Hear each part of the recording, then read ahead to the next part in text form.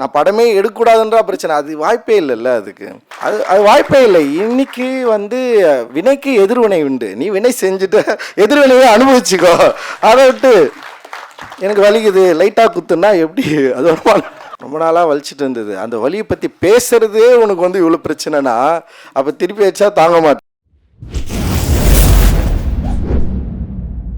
அடுத்தது ரொம்ப டிசைனாக அடுத்தது அவர் வரவேற்றாச்சு. சிம்பிளாக சொல்லணும்னா அடுத்த 2-3 நாட்களுக்கு ஞாயிற்றுக்கிழமை அன்றைக்கி திங்கள் செவ்வாய் 3 நாட்கள் ட்விட்டர், இன்ஸ்டாகிராம், யூடியூப் வாசிகளுக்கு விருந்தளிக்க இருக்கும் இருக்கிற பா ரஞ்சித் அவர்களை மேலே கிடைக்கும்.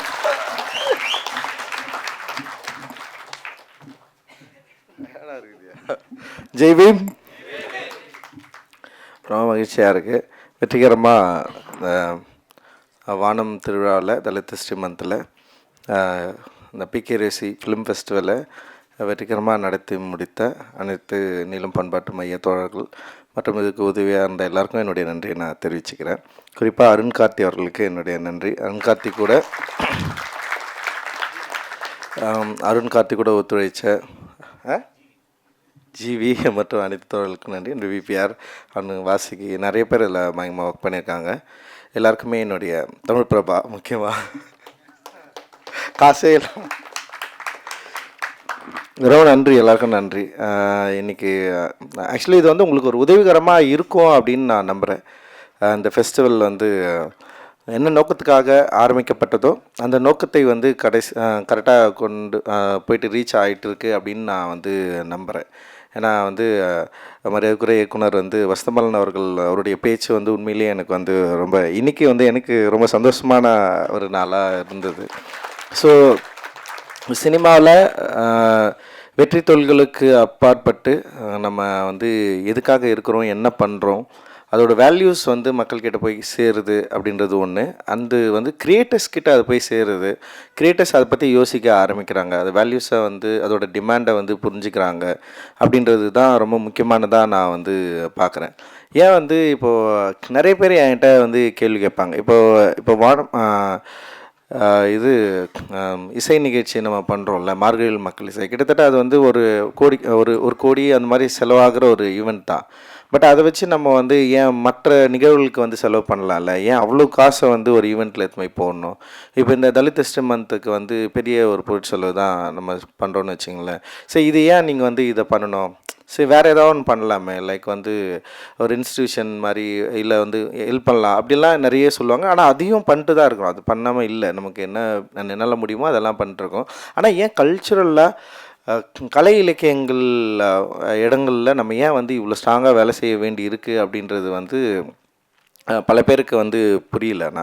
பட் ஆனால் இன்றைக்கி வந்து புரிய ஆரம்பிச்சிருக்கோன்னு நான் நினைக்கிறேன். இது பயங்கர எஃபெக்டிவாக இன்றைக்கி வந்து பயங்கர ரூட்டடாக எஃபெக்டிவாக நிறைய சேஞ்சஸை வந்து க்ரியேட் பண்ணியிருக்கு, நிறைய சேஞ்சஸை க்ரியேட் பண்ணிகிட்டு இருக்குது. அப்போ ஒரு பெரிய டிஸ்கஷனை கிரியேட்டர்ஸ் கிட்ட வந்து கொண்டு போய் விடுறப்போ, அவங்க கதை எழுதுகிறப்போ, யோசிக்கிறப்போ, இதை வைக்கணும் இதை வைக்க வேணாம் அப்படின்ற ஒரு சிந்தனையை உருவாக்கி இருக்குது அப்படின்றது தான் ரொம்ப முக்கியமான விஷயமாக நான் வந்து பார்க்குறேன். பாபாசாஹேப் அம்பேத்கர் வந்து அதுதான் சொல்கிறாரு. ஹியூமன் அதாவது ஹியூமன் வந்து வாழறதுக்கான வாழ்க்கையில் மிக முக்கியமான விஷயமா வந்து கல்டிவேஷன் ஆஃப் மைண்டுன்னு சொல்கிறார் அவர். நம்முடைய மனத்தடையை நம்முடைய மூளையில் உருவாக்கி வச்சிருக்கிற மரபு வழியாக சொல்லப்பட்டிருக்கிற கதைகளை வந்து கல்டிவேட் பண்ணுறது இருக்குல்ல, அது வந்து ரொம்ப ரொம்ப முக்கியமானது. அதுதான் ஒரு மனிதன் உயிர்ப்போடு இருப்பதற்கான ஒரு நிலை அப்படின்னு அவர் சொல்கிறார். ஒரு மனிதன் உயிர்ப்போடு இருக்கணும் அப்படின்னா, அப்போ நான் வந்து உயிர்ப்போடு இருக்கிறேன், நான் அலைவாக இருக்கிறேன் அப்படின்றத வந்து எனக்கு வந்து பாபாசாஹேப் அம்பேத்கர் தான் வந்து எனக்கு வந்து உணர்த்தினார். நீ அலைவாக இருக்கிற அப்படின்னா அந்த அலைவ்னஸ் எதில் இருக்குது? அப்போ வந்து எனக்கு வந்து ஒரு டியூட்டி க்ரியேட் ஆகுது. அந்த டியூட்டியை நான் வந்து எனக்கு கிடைத்த வாய்ப்புகள் மூலமாக உருவாக்க வந்து நான் ட்ரை பண்ணுறேன். அதுக்கு எனக்கு நிறைய தோழர்கள் இருக்கிறாங்க. அந்த தோழர்கள் எல்லோரும் சேர்ந்து தான் இந்த விஷயங்களை வந்து நம்ம ட்ரை பண்ணுறோம். இப்போது எல்லாமே மாடல் தான். இன்றைக்கி வந்து எங்கள் ப்ரொடியூசர்ஸ் வந்து பேசினாங்களா, உண்மையிலேயே ரொம்ப நம்பிக்கைக்குரியதாக இருந்தது. இப்போது வசந்தபாலன் சார் சொல்கிறப்போ வந்து இப்போயும் நரேட்டிவ் தான், கதை தான் சொல்லணும் அப்படின்னா, நீளமோ இல்லை நீளம் பண்பாட்டு நீளம் ப்ரொடக்ஷன்ஸில் இது வரைக்கும் நாங்கள் நரேட்டிவ் கேட்டதே இல்லை சார்.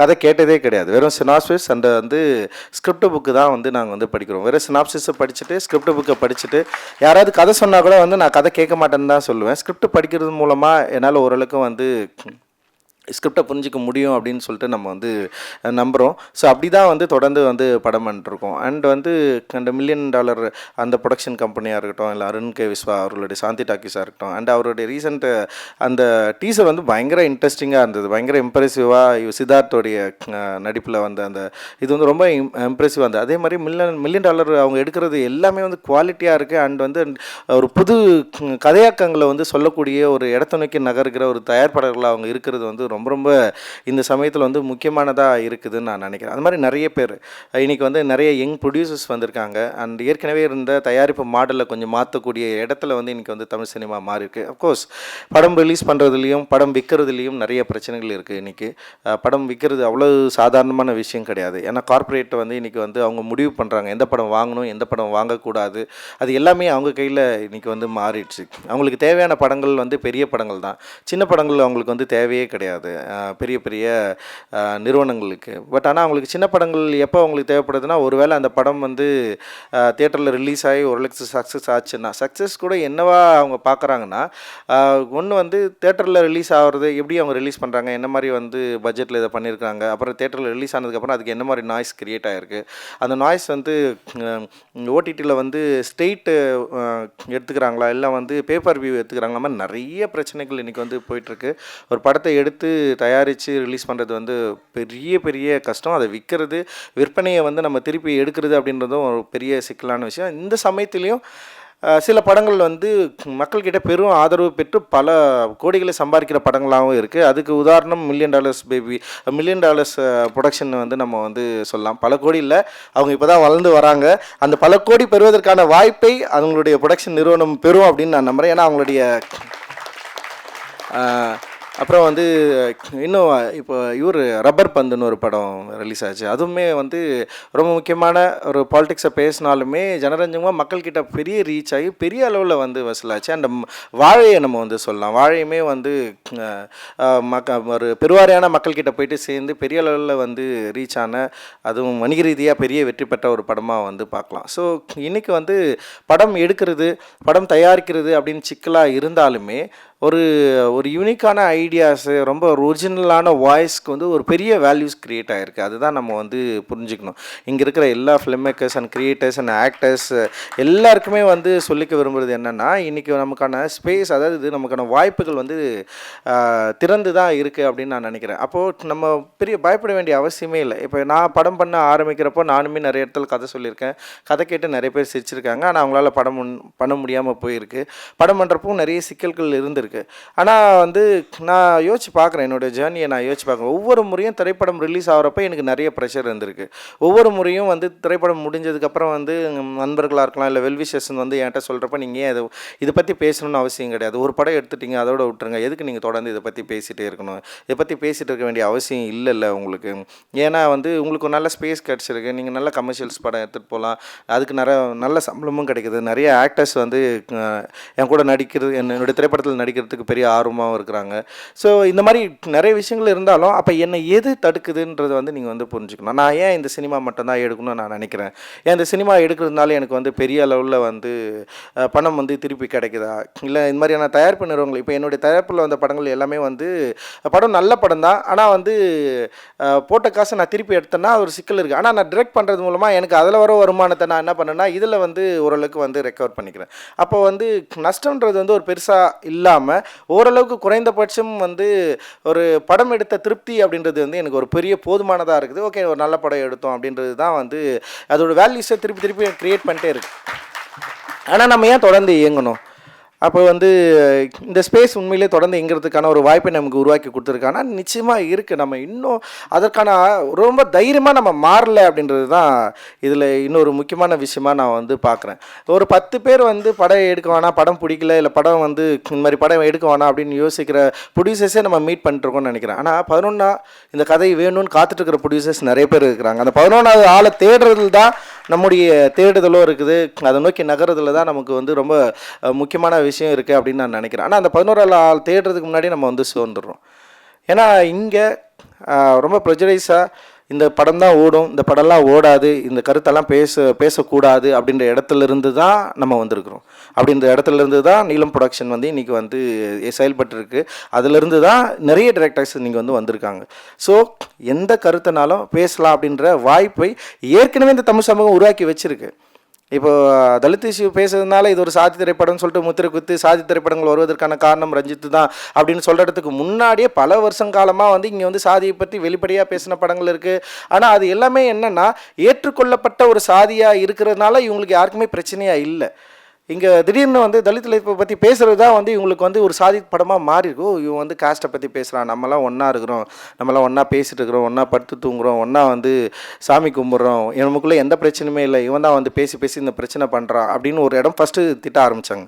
அதுக்கப்புறம் என்ன பண்ணிட்டாங்கன்னா வந்து இவன் ஜாதி பேரை சொல்லி சம்பாதிக்க ஆரம்பிச்சிட்டான் அப்படின்னு. ஃபஸ்ட்டு வந்து எப்படின்னா இது மாதிரி படமே எடுக்கக்கூடாதுன்னு சொல்கிறாங்க. இந்த மாதிரி படம் எடுக்கிறதுக்கான வாய்ப்பே இல்லாமல் இருந்தது. ஓகே, அந்த மாதிரி படம் எடுத்து ஜெயிக்கிறோம். ஜெயித்த உடனே என்னன்னா இது வந்து ஒரு நல்லா இருக்கிற தமிழ் சூழலில் கெடுக்கிறதுக்காக வந்திருக்கிறாங்க, இது வந்து ஒரு படம் தான், இதுக்கப்புறம் வந்து ஒன்றா ஒர்க் ஆகாது, இவன்லாம் ஒன்றுமே கிடையாது அப்படின்னு சொல்லிட்டு இன்னொரு அப்படி பேச ஆரம்பித்தோடனே அதுக்கப்புறம் வந்து என்னென்னா இன்னும் சில படங்கள் பண்ண ஆரம்பித்தோடனே வந்து என்னென்னா பார்த்தியா ஜாகுவார் காரில் வரான், ஏன் அந்த காசு வச்சு வந்து தலித் மக்களுக்கு ஹெல்ப் பண்ணலாம்ல அப்படின்னு சொல்லிட்டு பேசுறது இருக்குல்ல. இப்போ உனக்கு என்ன தான் பிரச்சனை, நான் படம் பண்ணுறது பிரச்சனையா இல்லை வந்து படம் பண்ணுறதால எனக்கு கிடைக்கிற சம்பளத்தில் நான் சொந்த காசில் வந்து நான் கார் வாங்குறது பிரச்சனை, இது மாதிரி நிறைய இருக்குல்ல. ஆனால் இது எல்லாமே அவங்களுக்கு பிரச்சனையே கிடையாது. நான் படமே எடுக்கக்கூடாதுன்றா பிரச்சனை, அது வாய்ப்பே இல்லைல்ல. அதுக்கு அது எப்படி அது வாய்ப்பே இல்லை. இன்னைக்கு வந்து வினைக்கு எதிர்வினை உண்டு, நீ வினை செஞ்சுட்டு எதிர்வினையை அனுபவிச்சுக்கோ. அதை விட்டு எனக்கு வலிக்குது லைட்டாக குத்துன்னா எப்படி, அது ரொம்ப நாளாக வலிச்சுட்டு இருந்தது. அந்த வலியை பற்றி பேசுகிறதே உனக்கு வந்து இவ்வளோ பிரச்சனைனா அப்போ திருப்பி வச்சா தாங்க மாட்டேன். ஸோ இதுதான் வந்து நம்ம வந்து பேசுகிற அரசியலை பக்குவப்பட்டுருக்கிறோம் நம்ம, புரியுதா? இப்போ நீ கோவப்படுற மாதிரி நான் கோவப்பட முடியாது. நீ என் பேரை ஸ்ட்ரெயிட்டாக வச்சு கிரிட்டிசைஸ் பண்ணுற மாதிரி நான் சொல்ல விரும்பவே இல்லை. நான் என்ன சொல்கிறேன்னா, நீ கிரிட்டிசிசம் பண்ணுறது என் தெருவில் என் ஊரில் நான் படிக்கிறப்பவே பார்த்துட்டேன்னு சொல்கிறேன். நான் எனக்கு புதுசு இல்லையே இது, புரியுதா உங்களுக்கு? நான் தெருவில் நடந்து வரப்பவே நான் பார்த்துட்டேன். அது செட்டர்கல்லில் போயிட்டு நான் வந்து ஒரு பால் வாங்குறப்ப என் கையை தொடாதுன்னு இருப்பார், அங்கேயே நான் பார்த்துட்டேன். நான் என் ஊரில் சின்ன வயசுலேயே அதெல்லாம் பார்த்தாச்சு. நீங்கள் வராத இங்கே நிற்காத, நான் கிரிக்கெட் ஆடுறப்போ நடந்த எல்லாமே இருக்குது. அப்போ அந்த சின்ன வயசுலேயே பார்த்துட்டு வந்துட்டு இங்கே வந்து நீ படம் எடுக்காத பார்க்காத நீ அதுக்கு பண்ணுறது, அதெல்லாம் வாய்ப்பே கிடையாது. அதெல்லாம் தாண்டி தான் இங்கே வந்துருக்கோம். ஸோ பாசிட்டிவாக பார்க்க நினைக்கணும். நான் என்ன சொல்கிறேன், திருப்பி நம்மளை போட்டு வந்து ஒரு நெகட்டிவ் ஸ்பேஸில் தள்ளிக்க வேண்டிய அவசியமே கிடையாது. இன்றைக்கி ரொம்ப டெமோக்ராட்டிக் ஆன வேர்ல்டுன்னு நம்ம சொல்லிக்கிட்டாலுமே நிறைய பிரச்சனைகள் இருக்குது. ஆனால் நம்ம என்ன நினைக்கணும்னா, முதல்ல நம்ம டெமோக்ராட்டிக்கான ஆள் நம்ம நினைக்கணும். இந்த சமூகம் டெமோக்ராட்டிக்காக இருக்குதுன்னு நம்ம நம்ப ஆரம்பிக்கலாம். ஃபஸ்ட்டு நம்ம அதில் இருக்கிற பிரச்சனையை அதுக்கப்புறம் பார்த்துக்கலாம், ஓகேவா? அப்போது நம்ம என்ன பண்ணுறோம் அப்படின்னா, ஸோ இந்த ஸ்பேஸுக்குள்ளே நகர்ந்து நம்ம சினிமாவை நம்மளால் எடுக்க முடியும்னு நம்பணும். எனக்கு முன்னாடி யார் இருந்தாங்கன்றது எனக்கு பிரச்சனையே கிடையாது. எனக்கு முன்னாடி யார் இருந்தாங்கன்னா பாபா சாஹேப் அம்பேத்கர் மட்டும்தான் இருந்தார். நான் அவர் மட்டும்தான் பார்த்தேன். எனக்கு எது உத்வேகமாக இருந்தது? ஒன்றே ஒன்று தான் உத்வேகமாக இருந்தது. புரியுது? அதாவது சுதந்திர இந்தியாவில் வந்து இந்தியாவே வந்து ஒட்டுமொத்த இந்தியாவே மகாத்மா என்று சொல்லி கொண்டிருக்க காந்தியை நீ Mahatma, you never call Mahatma, I never call you மகாத்மான்னு சொன்ன ஒரே ஆள் ஏன்னா பாபா அம்பேத்கர். ஸோ ஒட்டுமொத்த இந்தியாவே தலைமை தாங்குகிற ஒரு மகாத்மாவை எதிர்த்த அம்பேத்கருடைய மனநிலையை பற்றி நீங்கள் வந்து யோசிக்கணும். பாபா அம்பேத்கரோட மனநிலை, அவருக்கு எத்தனை சப்போர்ட் இருந்திருக்கும்? அவர் ஏன் யாருக்குமே பயப்படல? எப்படி பயப்படாமல் அவர் வந்து சுதந்திர இந்தியாவில் லா மினிஸ்டர் ஆனார்? அவ்வளவு முரண்பாடுகள் உள்ள காந்திக்கும் காந்தி அவர்களுக்கும் பாபா அம்பேத்கருக்கும் வந்து பெரிய மோதல் இருக்குது, பெரிய முரண் இருக்குது, உரையாடல்கள் பயங்கரமாக இருக்குது, தீயாக இருக்கும். அப்படி இருந்தவங்க வந்து ஃபஸ்ட்டு வந்து இந்திய சுதந்திர இந்தியாவில் ஆட்சி அமைக்கிறப்ப வந்து பாபா சாஹேப் அம்பேத்கர் கூப்பிட்டு நீங்கள் லா மினிஸ்டராக இருக்கணும்னு சொல்லிட்டு இன்வைட் பண்ணுறாங்க. ஸோ அது எவ்வளோ பெரிய ஒரு வாய்ப்பு இல்லை அது. அதை வந்து அவர் என்ன பண்ணார், திரு காந்தி அவர்கள் மீதும் காங்கிரஸ் மீதும் அவர்களுக்கு விமர்சனத்துக்காக அதை ஏற்காம விடல. அவர் ஓகே நான் பண்ணுறேன்னு சொல்லிட்டு உள்ளே போய் பண்ணுறாரு. ஆனால் அதுக்கப்புறம் நிறைய பிரச்சனையை வந்து அவரும் ஃபேஸ் பண்ணுறாரு. அப்புறம் லா மினிஸ்ட்ரியை வந்து அவர் ரிசைன் பண்ணுறாரு, அது அடுத்த கதை. பட் ஆனால் எந்த வாய்ப்புகளும் இல்லாத காலத்தில், சாதி வந்து மிக கொடூரமாக பயங்கர கூர்த்திட்டு இருந்த காலத்திலேயே ஒரு மாடலை, ஒரு வழிபாதையை உருவாக்க பாபா சாஹேப் அம்பேத்கரால் முடிந்திருக்கிறது என்றால், எனக்கு கல்வி கிடைக்குது, எனக்கு வந்து இருக்கிற சில பிரச்சனைகளை என்னால் ஹேண்டில் பண்ண முடியுது. ஓகே, இப்படி இருக்கிற இடத்துல நான் வந்து ஒரு சென்னை மரணம் நகரத்தில் வந்து ஒரு காலேஜில் என்னால் படிக்க முடியுது, இந்த இடத்துல என்னுடைய குரல்களை நான் பேச முடியுது. அப்படி இருக்கிறப்போ இப்படி ஒரு சினிமா ஃபீல்டில் வந்து என்னால் ஏன் பேச முடியாதுன்ற ஒரு கேள்வி தான் எனக்கு சினிமா இயக்குனராக மாற்றிச்சு. இதுதான் ரொம்ப சிம்பிள். ரொம்ப பாசிட்டிவாக என்னுடைய பிரச்சனையை நான் அணுக ஆரம்பித்தேன். நான் அசிஸ்டன்ட் டைரக்டராக இருக்கிறப்ப வந்து இந்த பிரச்சனை எல்லாருக்கிட்டையும் நான் பேசுவேன்னா நான் பேச மாட்டேன். ரொம்ப மினிமலாக சில பேர்கிட்ட மட்டும் தான் பேசுவேன். எங்கள் டைரக்டருக்கே நான் என்ன பண்ண போகிறேன், நான் யாருன்னு எதுவுமே தெரியாது, ஒரு ஸ்பை மாதிரி தான் இருந்து வாழ்ந்துட்டு வந்திருக்குன்னு நினைக்கிறேன். அவர் ரொம்ப ஆச்சரியம் கேட்பாரு, என்னடா நீ என்கிட்டடா வேலை செஞ்சு அப்படின்னு தான் கேட்பாரு தொடர்ந்து கேட்குறப்போ. பட் எனக்கு என்ன ஏன் சொல்கிறேன்னா, ஒரு டைரக்டர் வந்து இப்போ நிறைய பேர் என்கிட்ட தான் வேலை செய்யணும், நான் உங்கள் சினிமா தான் பார்த்தேன், உங்ககிட்ட தான் வேலை செஞ்சதான் என்னால் படம் எடுக்க முடியும்னு சொல்கிறாங்களா. நான் அவங்ககிட்ட சொல்லிக்கிற ஒன்றே ஒன்று தான், அப்படிலாம் ஒரு விஷயமே கிடையாது. அசிஸ்டன்ட் டைரக்டராக இல்லாமல் நிறைய பேர் படம் பண்ணி பெரிய லெவலில் சக்ஸஸ் ஆனவங்க இங்கே இருக்கிறாங்கல்ல. எங்கள் டைரக்டரே அசிஸ்டன்ட் டைரக்டராக யார்கிட்டையுமே வேலை செஞ்சது இல்லையே. விபி சார் ஸ்ட்ரெயிட்டாக தானே வந்து டைரக்டராக வந்தார். ஸோ அதனால் அப்புறம் வந்து அந்த டைரக்டர் வந்து இந்த மாதிரியான கருத்து பேசுகிறாரு, ஓ அவர் இப்படி இருக்காரு, அப்படிலாம் சினிமா கற்றுக்கிறதுக்கான வாய்ப்பு உங்களுக்கு கிடைக்குதுன்னா தயவு செஞ்சு கற்றுக்குங்க. ஆனால் நீங்கள் என்ன சினிமா எடுக்கணும்னு நீங்கள் டிசைட் பண்ணுங்கள். அந்த சினிமா எடுப்பதற்கான வாய்ப்பு உங்களுக்கு இருக்குன்னு நீங்கள் நம்புங்க. முதல்ல இந்த படம் ஓடும், நமக்கு நீங்கள் எழுதுகிற கருத்து, நீங்கள் எழுதுகிற யோசிக்கிற சிந்தனை, அந்த சிந்தனை டெஃபினட்டாக வந்து உங்களால் சினிமா ஆக்க முடியும்னா நீங்கள் அதை ரொம்ப பாசிட்டிவாக நம்புங்க. உங்களுக்கு கிடைக்கிற ஒரு 4 நல்ல நண்பர்களை தேர்ந்தெடுத்துக்கொள்ளுங்க. அதுவும் ரொம்ப முக்கியம். எனக்கு வந்து ரொம்ப நல்ல நண்பர்களாக வந்து நிறைய பேர் கிடைச்சாங்க. அதில் ஜெயக்குமாரன், தினகர் வந்து நான் இன்னைக்கு வரைக்கும் வந்து நான் பார்க்குறேன். நான் அனிதா, என்னோட மனைவி அனிதா, அவங்ககிட்ட தான் நான் வந்து ஃபர்ஸ்ட்டு என்னோடய ஸ்கிரிப்டை வந்து நான் சொல்கிறேன். அவங்க கேட்டு வந்து இது அந்த என்கரேஜ் பண்ணுறாங்க. ஓகே, இதில் இருக்கிற ப்ராப்ளம்ஸ் என்ன இருக்குது, ஸோ இதை வந்து இப்படி நம்ம வந்து பண்ணலாம், ஸோ இதை வந்து ஹேண்டில் பண்ண அட்டக்கத்தி மாதிரி ஒரு கதையை நான் ஏன் அந்த டைமில் எடுக்க முடியும்னு எனக்கு ஏன் நம்பிக்கை வந்தது. ஒரே நம்பிக்கை தான். என் லைஃபு பயங்கர கொண்டாட்டமாக இருந்தது. என் லைஃப்பை நான் கொண்டாடினேன், நான் சந்தோஷப்பட்டேன்.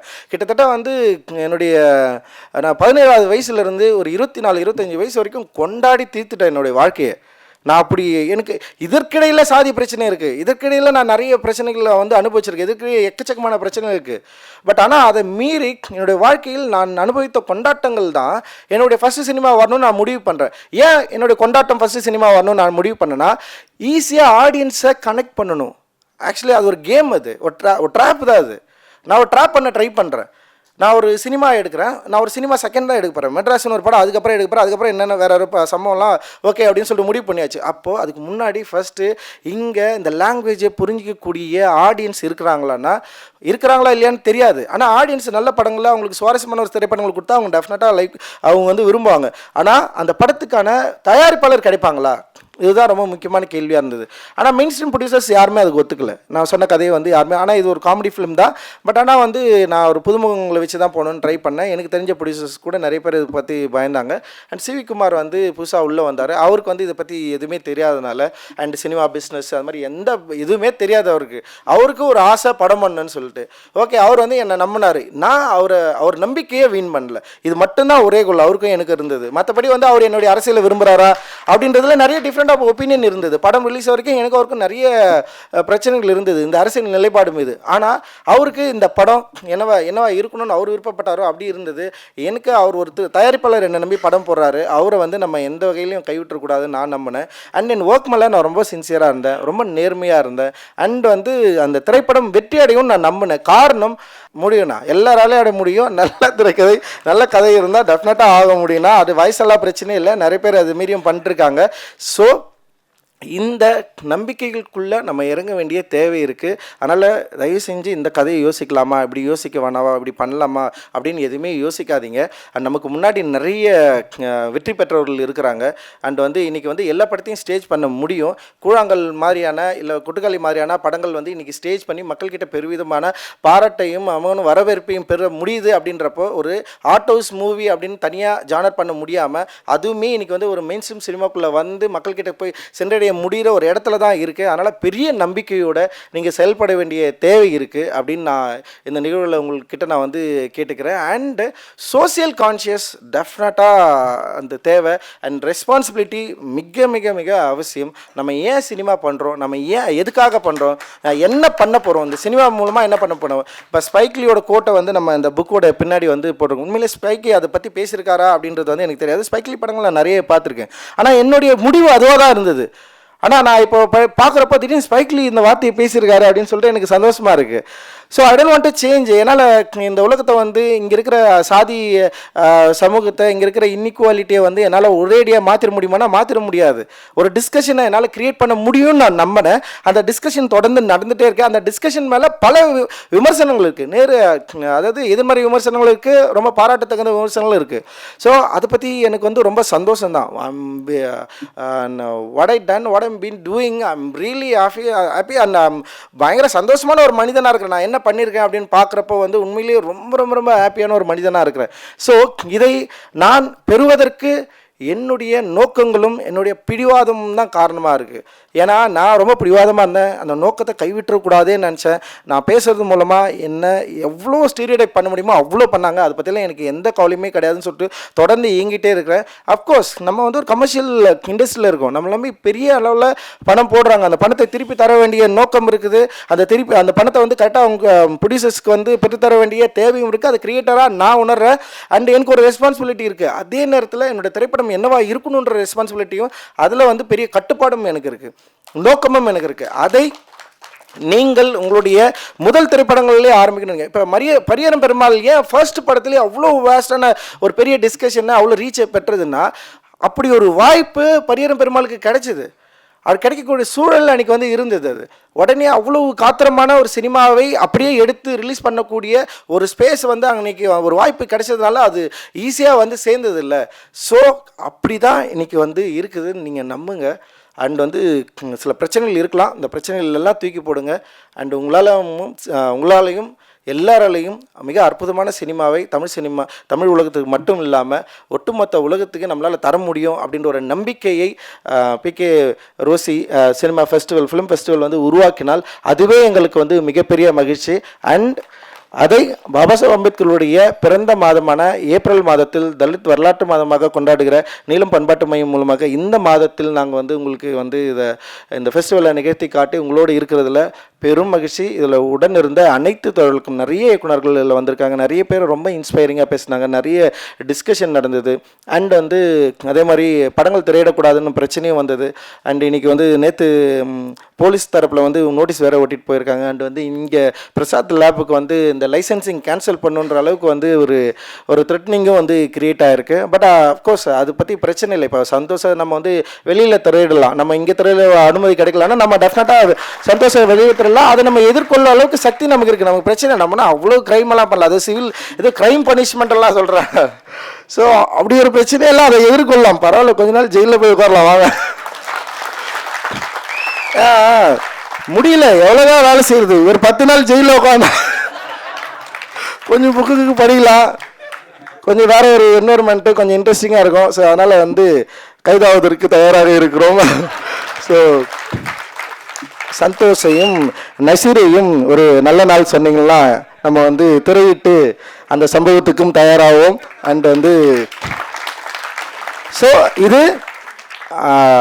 ஒரு என்ன சொல்கிறது, இங்கே இருக்கிற மக்களுக்கான ஒரு சினிமா. அந்த மக்களுக்கான சினிமாவை எடுப்பதற்கு எங்களுக்கு எல்லா வித தார்மீக உரிமையும் உண்டு.